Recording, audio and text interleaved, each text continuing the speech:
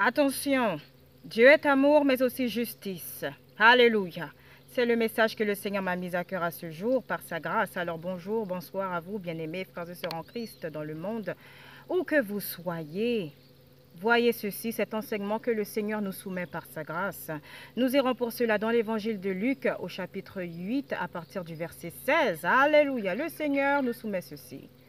Personne, après avoir allumé une lampe, ne la couvre d'un vase ou ne la met sous un lit, mais il la met sur un chandelier, afin que ceux qui entrent voient la lumière. Car il n'est rien de caché qui ne doive être découvert, rien de secret qui ne doive être connu et mis au jour. Prenez donc garde à la manière dont vous écoutez, car on donnera à celui qui a, mais à celui qui n'a pas, on ôtera même ce qu'il croit avoir. La mère et les frères de Jésus vinrent le trouver, mais ils ne purent l'aborder à cause de la foule. On lui dit, « Ta mère et tes frères sont dehors et ils désirent te voir. » Mais il répondit, « Ma mère et mes frères, ce sont ceux qui écoutent la parole de Dieu et qui la mettent en pratique. » Alors, bien-aimés, nous nous arrêterons là pour l'instant. Donc, comme nous venons de le voir, bien-aimés, ce n'est pas toute parole d'homme qui résonne comme étant sagesse et qui est recevable devant Dieu. Parce que force est de dire justement que si la parole, la sagesse de l'homme suffisait à ce que l'humanité elle-même soit sauvée, notre Seigneur et Sauveur Jésus-Christ de Nazareth n'aurait pas eu besoin de se livrer à la croix.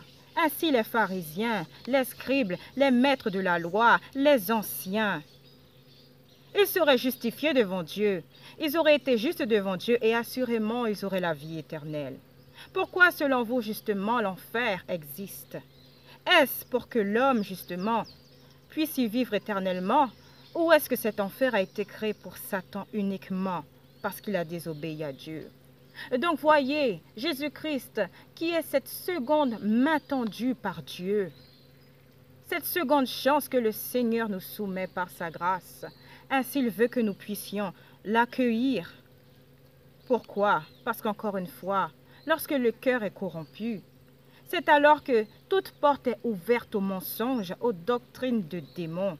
Et c'est de cela que le Seigneur est venu nous débarrasser. Je vous rappelle, comme il est écrit, que c'est pour détruire les œuvres du diable que Jésus-Christ est venu justement.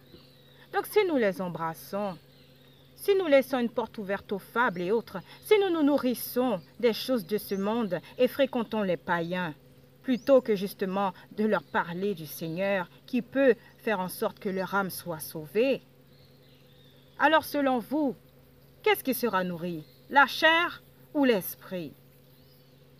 Et comme vous le savez, Dieu est esprit.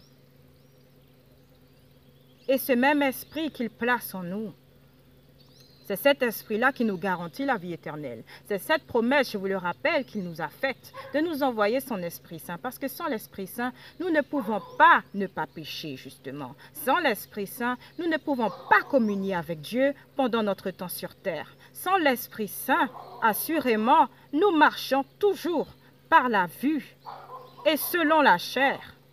Or, tout ce qui a trait à la chair, c'est-à-dire au péché, ne peut se soumettre à l'esprit.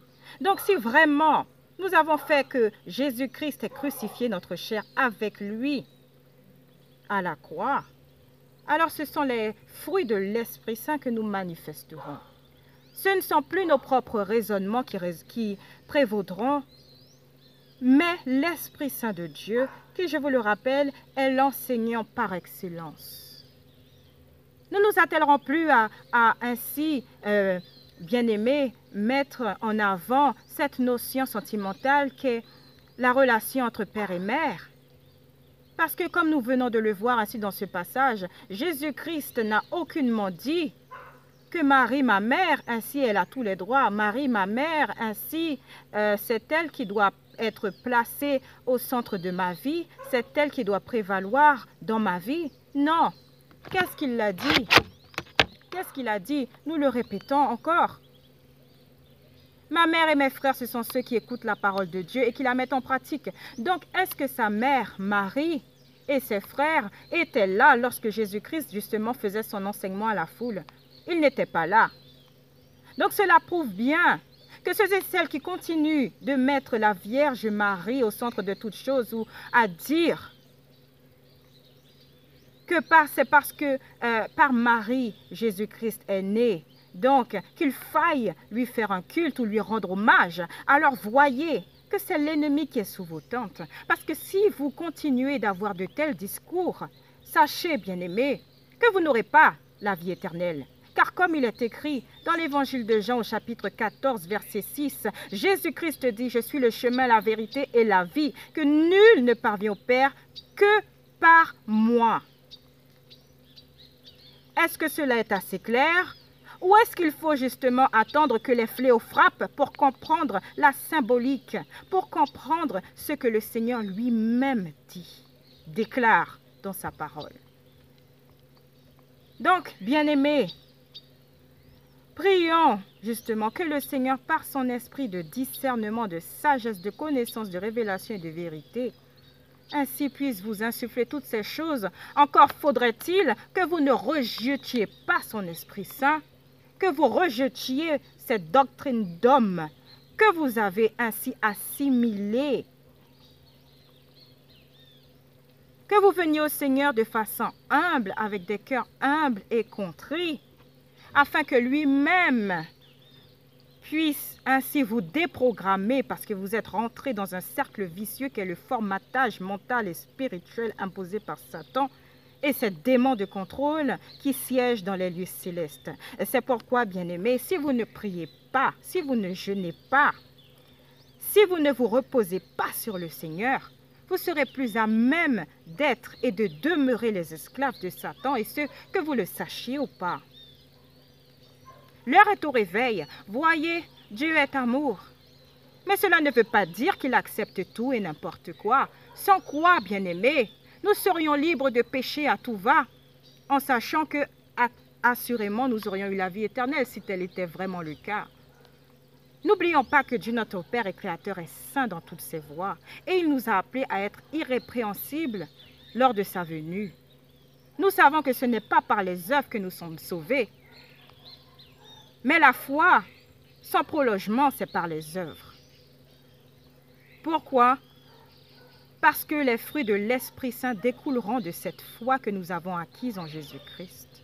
C'est cette foi maintenue, cette foi exempte de tout péché, cette foi exacerbée par la puissance du Saint-Esprit qui nous permet aujourd'hui de vivre selon les voies de Dieu, non plus les nôtres. Parce que les hommes et les femmes que nous étions avant d'accepter Christ sont littéralement morts. Et c'est ainsi que, comme il est écrit, nous marchons en nouveauté de vie. C'est-à-dire que nous rejetterons absolument tout ce qui n'est pas de Dieu. Et nous ne garderons que ce qui est lumière dans nos vies.